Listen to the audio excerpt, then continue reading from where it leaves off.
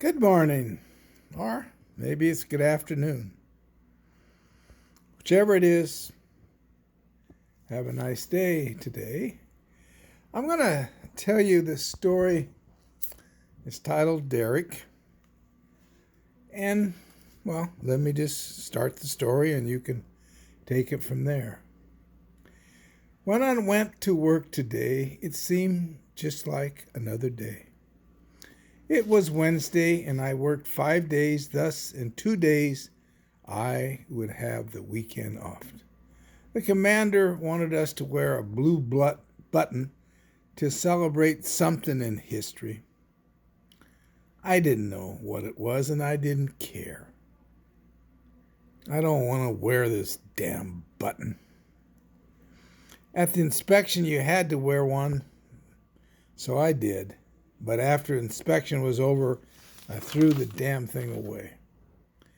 My wife reminded me of a baseball game Saturday. My son, 16, was going to be the starter pitcher. I was assigned the downtown patrol area, which is my normal turf. Here the calls are mostly shoplifting, a drunk in the store, and occasionally something more serious. The serious stuff helps make the day move along faster. About 2:30, we got a call about a guy attempting to cash a phony $20 bill. My partner and I went to the store and the man said, "Hey, the man who tried to pass the bill he's across the street." And we looked and saw him. The clerk explained that the reason he knew it was a phony is that he had these marking pens. And if the bill is good, it'll either turn orange or won't turn a color. But this time it turned green. And that meant it was a bad bill. He gave the bill back to the customer, and the customer got mad and left.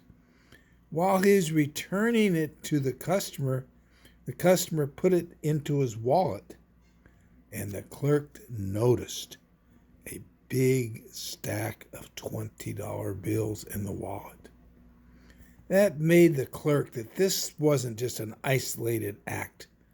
This guy was in process of trying to spread these phony $20 bills. And that's why he called the cops. Because we were in the area, we were there quickly, and like I said, the clerk told us the guy was across the street. I looked out the window of the store and saw a big, tall Negro guy, and he looked. As I looked out the window, and the clerk said that was him. I said to my partner, "Let's go talk to this guy. We got to get him. We're going to get a good bust here." So we got there just in the nick of time. He was planning to leave. There was another passenger. A passenger in the car was African American. It seemed to me they were both trying to pass these phony bills. I told him, "Sir, please stop," just as he started to crank the motor up. "You were passing phony $20 bills and I need to talk to you." This upset him and he cursed at me and said, "What the whoop did you say?" I said, "You and your friend were passing phony $20 bills." By this time, my partner was over by the passenger door and I was still at the driver's door.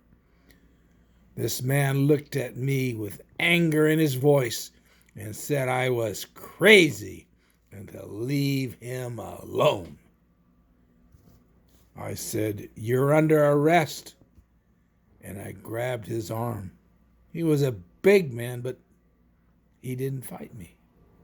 Then he said, "You think because I'm black You can do with me anything you want.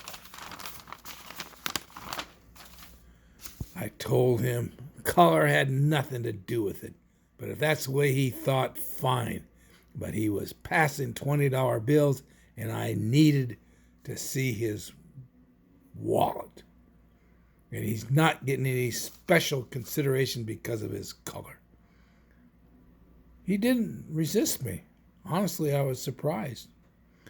I took his wallet from him and saw there was a number of $20 bills. I'm sure we had the right guy.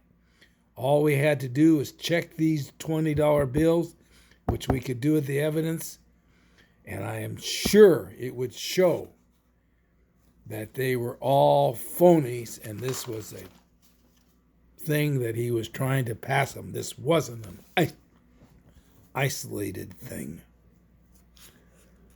I wanted the clerk to ID him up close, so I took him across the street, and he resisted some. But I'm also a big man, so with the cuffs, I just pulled him along and made it a little bit easier. When we got near the clerk and my unit, the man started playing sick and like a dumb man. The dumb man routine. I've seen that many times before. I knew why, too. He didn't want the clerk to ID him. He went limp and fell on the ground. By then, backup arrived. 2 other officers, all my friends. I tried to get him up and into the patrol car, but I couldn't get him up.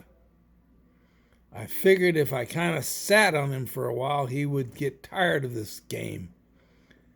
There were some citizens trying to stop or interfere with the arrest. I asked Bob, one of the other backup, to tell them, the stupid citizens, to mind their own business or they'd be arrested. I then asked my partner and the other backup guy to hold his legs. Then I put pressure on his neck, figuring that he would wise up and he would finally stop this thing and just let me get him up and put him in the patrol car. But he kept saying he couldn't breathe. Damn lie. I knew it was. Because if he couldn't breathe, how could he talk? I kept asking him, have you had enough? Have you had enough? And let me get you up into the patrol car. But he just kept saying he couldn't breathe. Damn lie again. But then he stopped. Someone had called an ambulance, and then the medics pushed in and started helping him, to take care of him. They asked the cuffs to remove, and I said, no. This man is under arrest.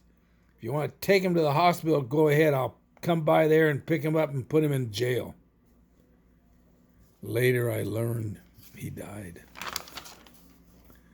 I felt bad, but all he had to say was, okay, and put me in the patrol car. But no, he had to play this game and act like he couldn't breathe. I told my wife when I got home about this man dying. She reminded me that this was the 18th or 19th time I was being too aggressive. I told her that being a cop requires force. The next day I was fired. I'll appeal that and be reinstated. I've been through that 10 times. My wife was yelling at me the next day when the cops showed up to arrest me. She filed for the divorce the next day. Think I won't see my son play baseball. Thank you.